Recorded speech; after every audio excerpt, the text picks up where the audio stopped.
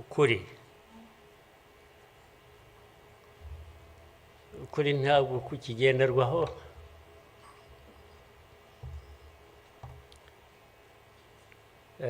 ni nacyo gituma ariko reka mvugane hari umuntu w'inshuti yanjye wigeze kumbaza atari ko wowe nk'umuntu ubaho ute ugahuza bimwe ndaza kubivuga mu rurimi rw'amahanga arambaza tubaho ute ugahuza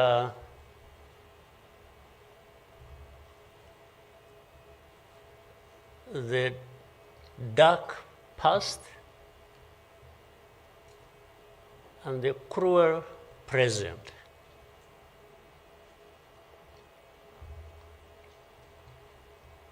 But how do you manage that?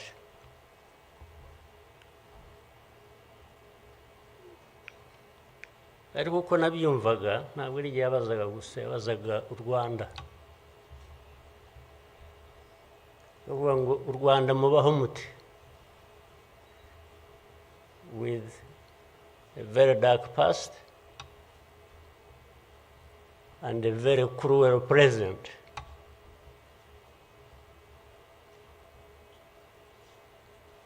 Icyo namushubije nuko from the beginning we were under an illusion that the two were siblings and we had to deal with them as such. You have to deal with the cruel present, knowing that it is very, very much related to the dark past. They are inseparable. So for us, we have a choice to make.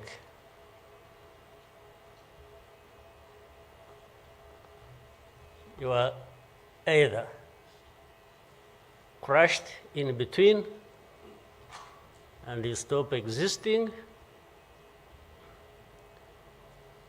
or you stand up and fight.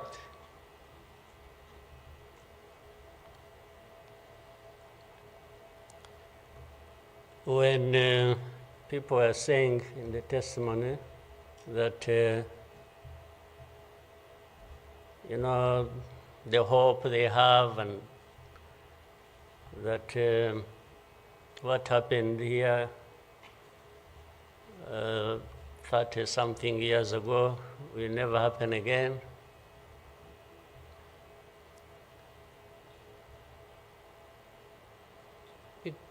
It won't be because of those who were responsible for that dark past will not try again or are not even trying now again. It will not happen again just because there will be people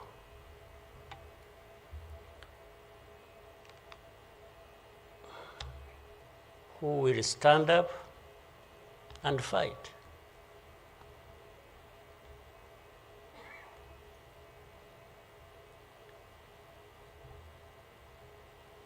It's not because there are fewer people who wish to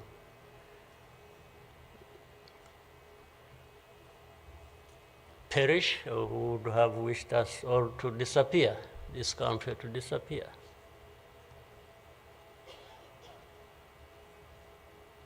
But how can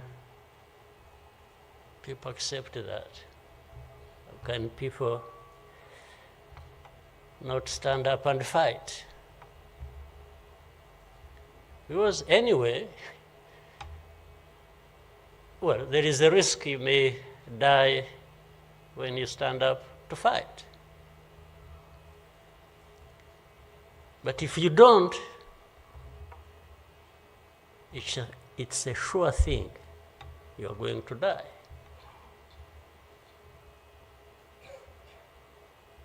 So why don't I try the former? Why don't I try to stand up and fight with the chance that you might survive and live on your life as you want it,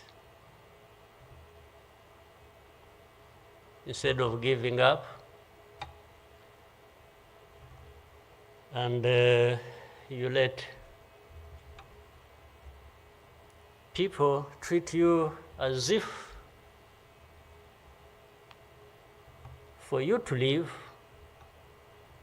it's a favor that they are going to do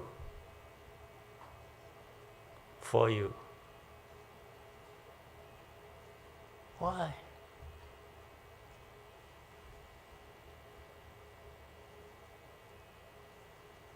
I've also had people come to me and warn me and say, President, you know you are too vocal, you say things that challenge these people who have the power in their hands, and they're going to kill you. Well, first of all, it means they are killers.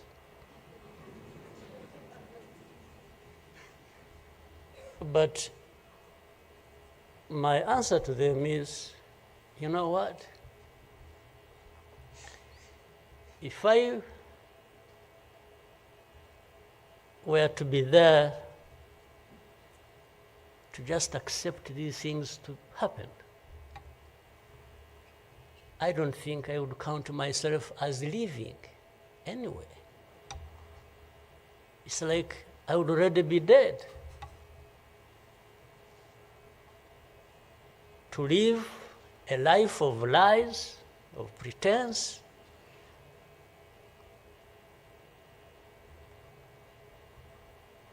and all my life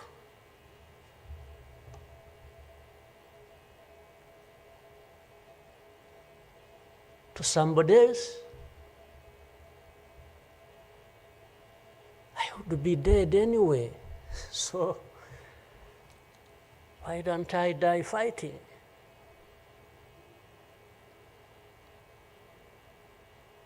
So you Rwandans, why don't you die fighting?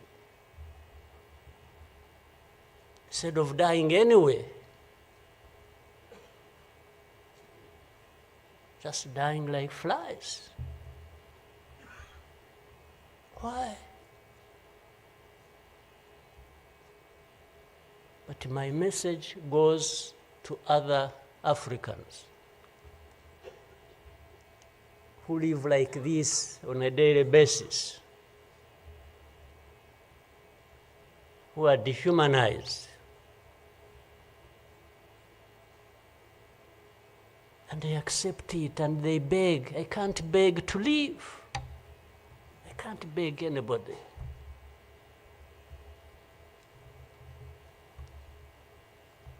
Who will fight?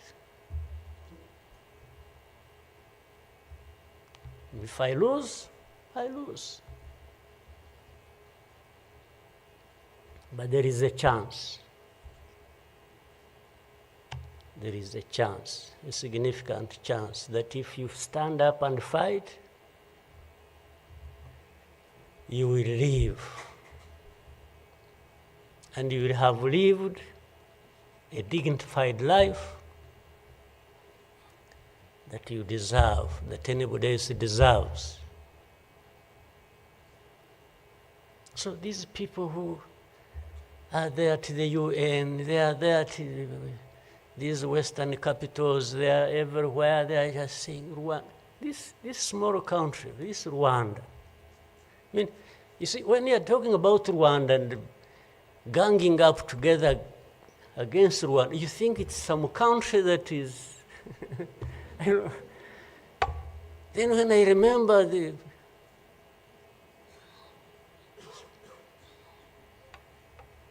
facts about it,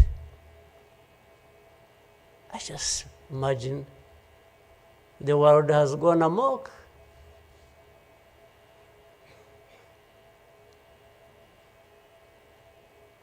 But in the midst of all that, we have to live. We have to live our lives, we have to fight for that, we have to live the way we want. And I tell anybody to his face to go to hell.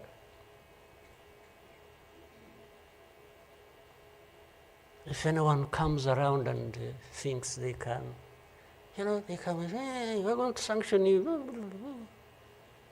To what? Go to hell. Just go to hell.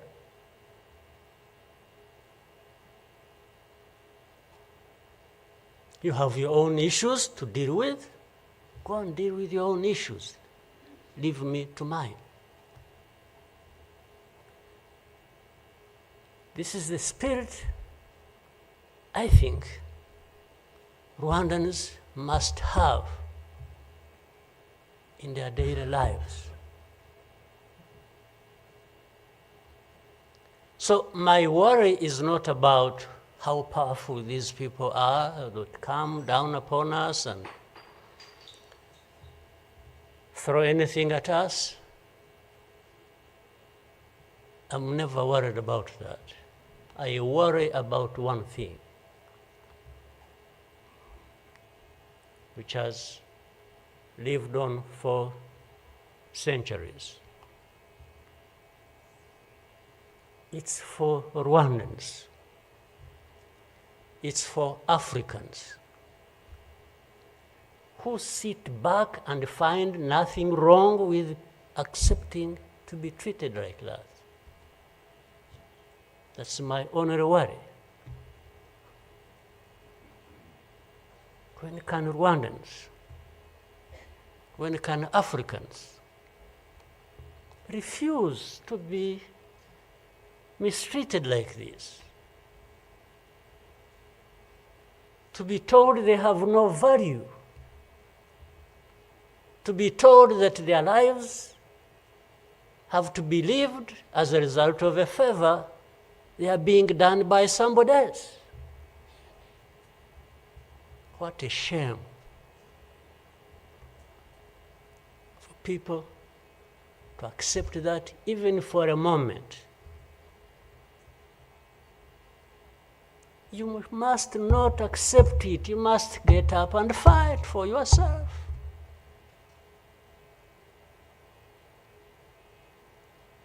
And then you have fools leading countries and being used as puppets.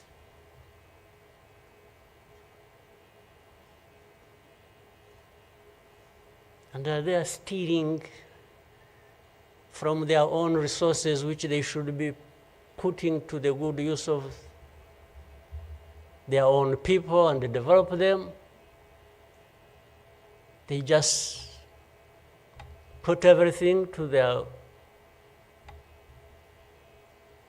own use, find billionaires in a sea of poverty, millions of people going hungry, and their leaders, billionaires, money that has been stolen from the resources of these people, and these are the ones received in Western capitals and praised and when, Rwanda is being crucified literally at the UN, everywhere. These are the ones who show up, and everybody is doing their bidding.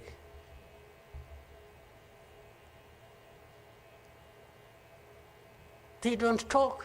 These ones don't even say a thing. There is somebody to say it for them.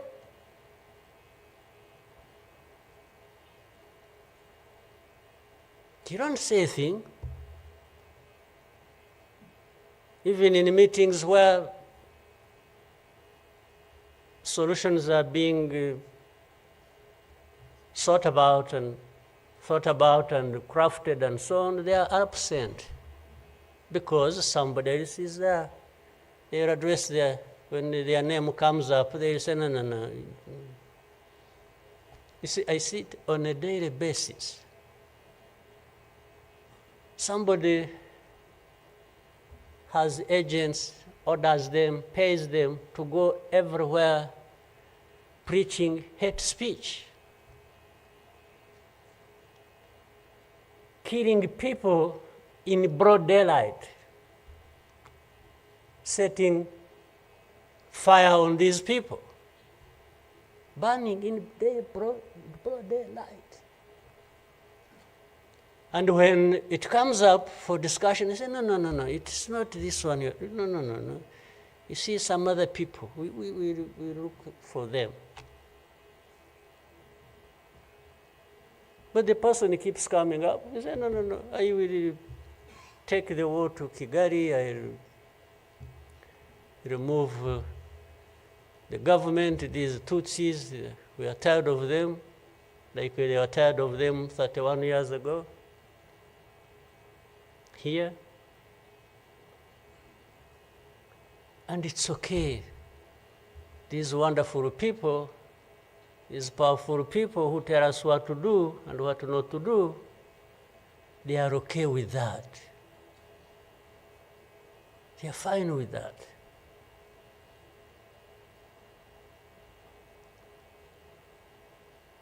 And they expect us to accept it also ourselves.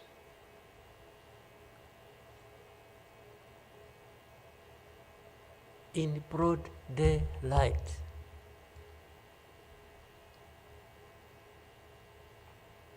Hate speech, killings of people for their identity, uprooting them from their homes, and most of them are refugees here in this country. We have 125,000 people as refugees who have been living in camps, uprooted from their homes in eastern Congo. And then these powerful, good people come here and pick 1, 2, 3, another day 5, if there are many, to go and settle them in those beautiful countries of theirs. And they leave the majority here.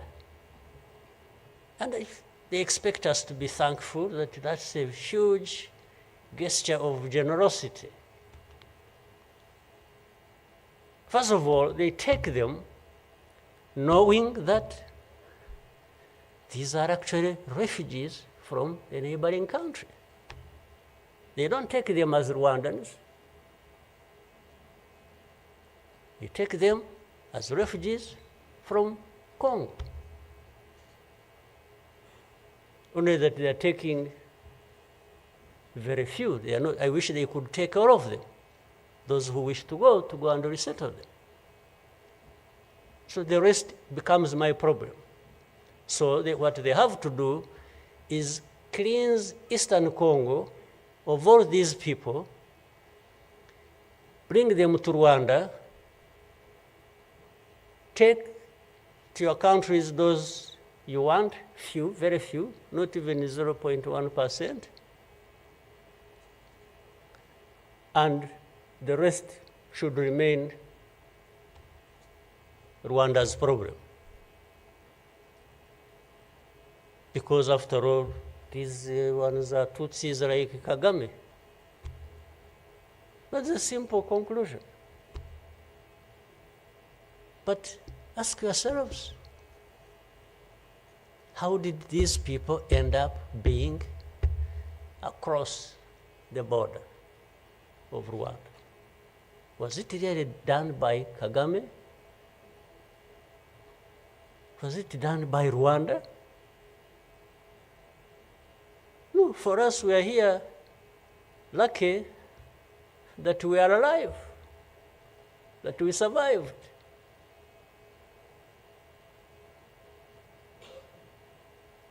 So,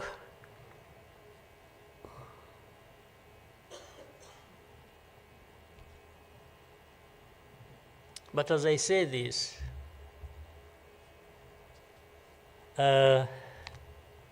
even for my sanity and the country's sanity, we have sometimes to just try to do things differently. Meaning, if you want to be helpful, if you want us to be partners, we are happy to play our part, and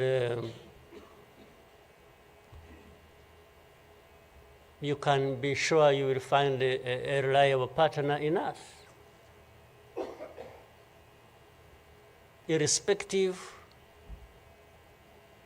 of what we think about you.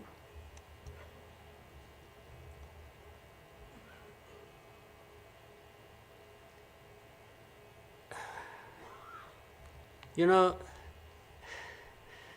this whole thing you see every day, you know, you have heard of groups, what is it? Group of experts. You have heard of that thing? These are people who go around, experts who are supposed to know better our situation than ourselves. Can you imagine? And the ones who lead those groups are the very people connected with this history I'm talking about, or that Bizimana I was talking about. Can you imagine the cynicism?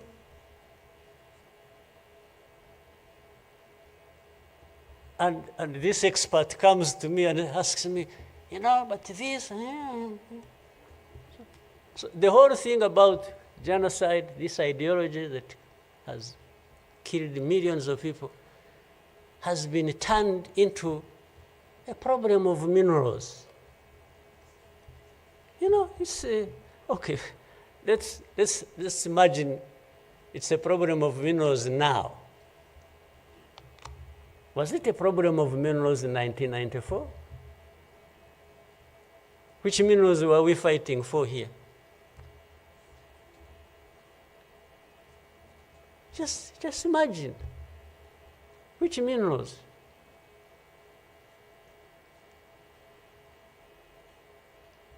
Second, if it were to be minerals, how many are actually fighting for these minerals in those places, assuming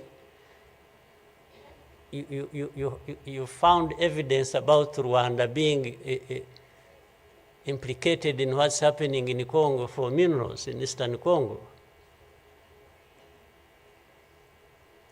Are you really saying it is just Rwanda? Why don't you be brave enough to say Rwanda is invading our territory we have created for ourselves and is encroaching on the minerals we are also encroaching on in Eastern Congo? Why don't you be brave enough to admit that? At least to say that.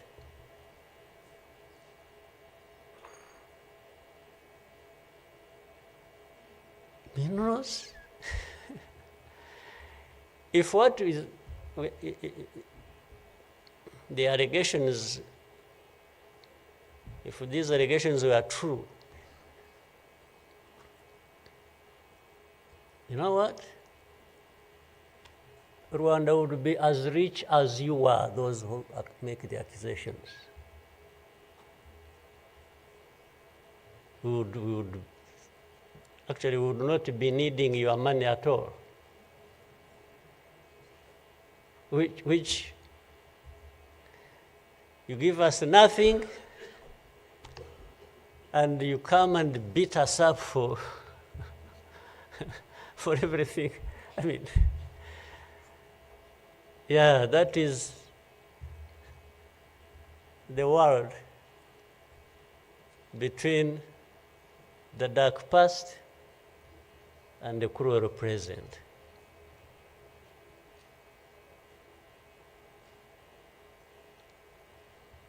But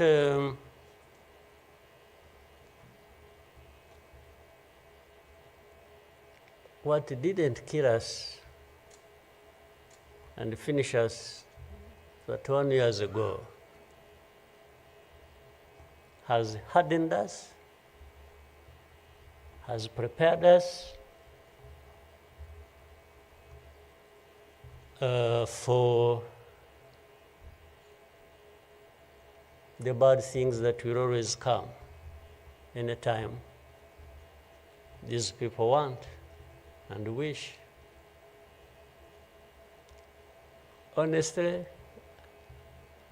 I want to assure you,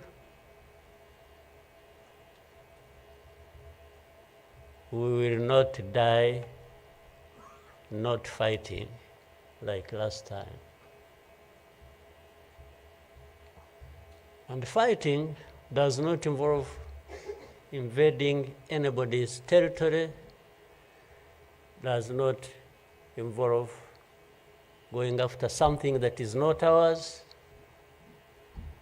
Fighting, I mean, is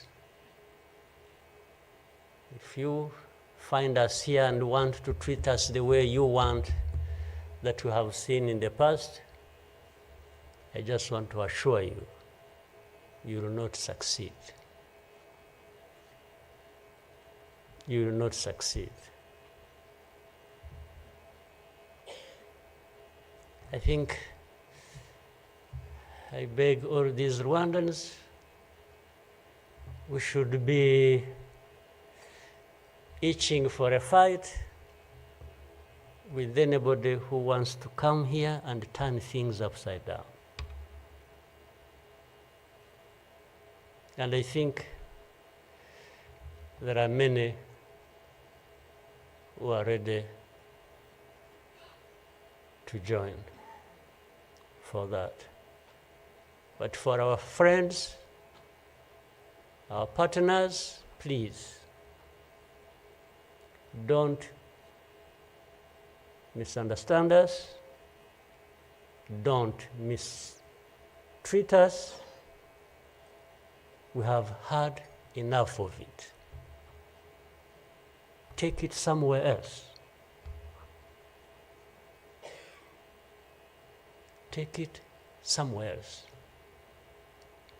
You know, this Bizimana who was telling you this whole history, by the Bizimana, if you could compile that and distribute it to our friends and all of us. I actually want a copy of what you... But I think you should give our friends and others, they need to... Much as in the cruel present, facts don't matter, evidence doesn't matter, the truth doesn't matter. What matters is what pleases you on any day, and doesn't matter what facts about others. But and I was saying this because this man made another presentation another time that involved the same people he was talking about. And the next day, from embassies, people came to him, threatening him. You know, they even, they are so foolishly brave to just, you know, they went to him. And I think another message went through Foreign Affairs. It's like this man who is saying this, and he was not saying it is not true, but he was saying no for daring to say it, even if it is the truth. Yes, they threatened him, and they even started threatening he will not get a visa to travel to some places, face to face, like that. Somebody from the embassy threatening our minister. Of course, I can't blame them that, given this history we have had, that from the embassy they even think they are above the minister. Yeah. He just come and say, you dare say this. He wasn't saying, this is contrary to the truth or evidence we have. Why did you present lies? No. He was just saying, whether lies or truth, you shouldn't have said it. That is the cruel present we live in, but we must confront it. And we will. We shall. No question about it. I've also told people that anyway, for us, we are in a sort of not bad position, because the worst has already happened to us. I don't think anything worse will happen, ever. So those who are scared, fearful of anything, I just want to console you in some way, if you may, that actually the worst has already passed.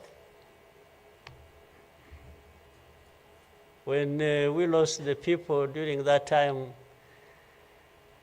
the young man was giving a testimony about. Do you think anything like that would ever happen again? I don't think so. So why would we be scared of anything? The worst. The hurricane came and we took cover and things, and it has passed. And we rebuilt. We rebuilt our strength of all kinds. I don't think there is any other hurricane that will come and sweep across the country, destroying everything. I don't think so. So,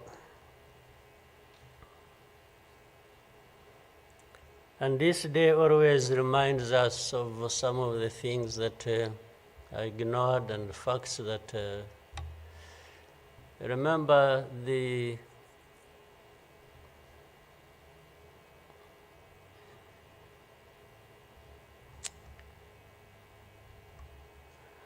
book written by somebody many of you know, Philip Gurevich,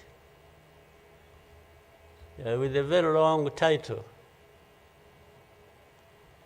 When he and this is a man who, well, at least I would have wished if they could think of such a man and put him in the group of experts, maybe they would benefit from. But you bring somebody just because she comes from a country that colonized Rwanda and that becomes the expert. I think that's not serious. But he said that the title of the book was, "We wish to inform you that tomorrow will be killed with our families." You know, who were they informing? And who was going to stop that? And who was going to come to their rescue? Nobody. It just happened as they said it. People kept telling the world, we want to inform you that tomorrow we're going to be killed with all our families. And who cared? And the families were killed indeed, including the family of the young man who was testifying here. Well, including our families, those of us standing here who have been demonized every single day about our history. The history where there is a force that always has been attempting to turn victims into perpetrators. So these people who give testimonies and say what happened to them, they are actually now perpetrators. They are no longer victims. So the cynicism I was talking about of what happens in this world is that these very people who barely survived and who lost everything else and their families are now the victims, the perpetrators, no longer victims. That's what the world wants to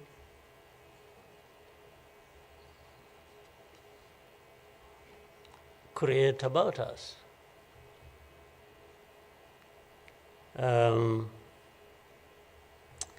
I think I should, even for, again, the sake of our sanity, maybe we'll always, during the war times, to keep my own balance, there used to be battles taking place across the country, militias killing people, RPA soldiers fighting government forces. Sometimes in our movements, one of the commanders would come to me and say, President, you come and see what has happened here. I went there once and saw a mass grave that they had just dug with caterpillars, and I think they had put in over 2,000 people. And from that lot, we found 12 people are still breathing. And we got them out. I was told the other day of the 12, I think they lived for some time, and then now they are remaining 7 out of 12. I kept following the story. 7 are still alive. I think 5 died of... But from that moment, I told the commanders that they should never bring my attention to this kind of thing. They should just handle it, and we agreed how they would be handling it. But I should never, I don't even need to be informed or, and the reason was simple.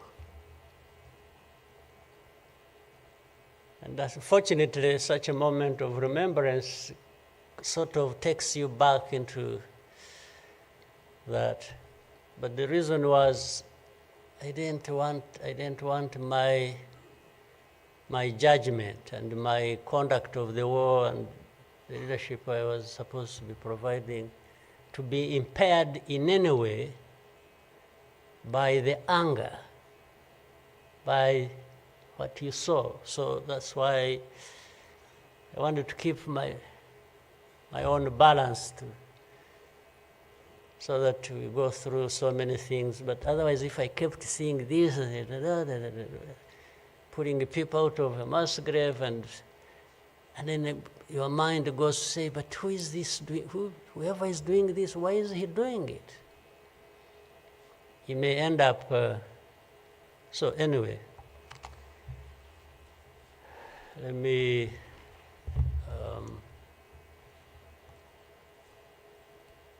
end here. There will always be another day, another year to commemorate our lost people. But for Rwandans, I beg you,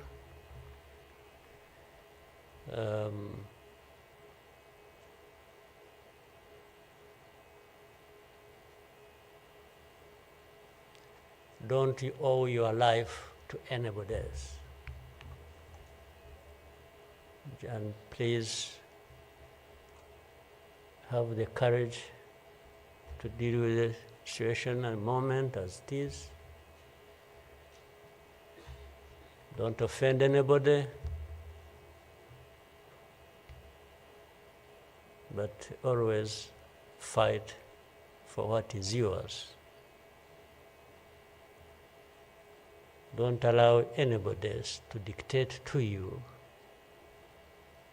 how you should live your life, because the moment you accept it, that is the day you have lost your life. God bless you.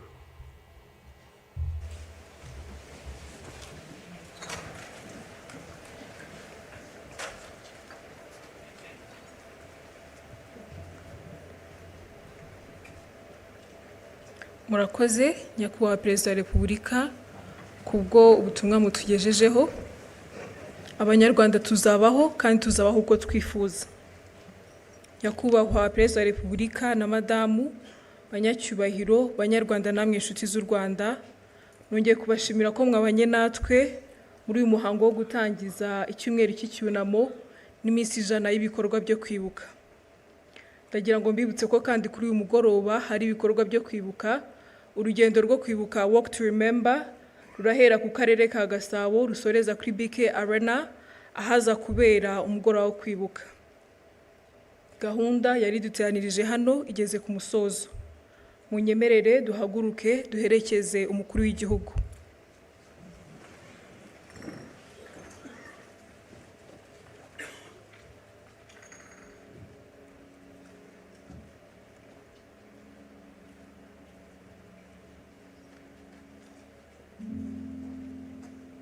Munyemerere kandi tube tugumye mu byicaro byacu umwanya mutoya. Twibuke twiyubaka kandi dukomere.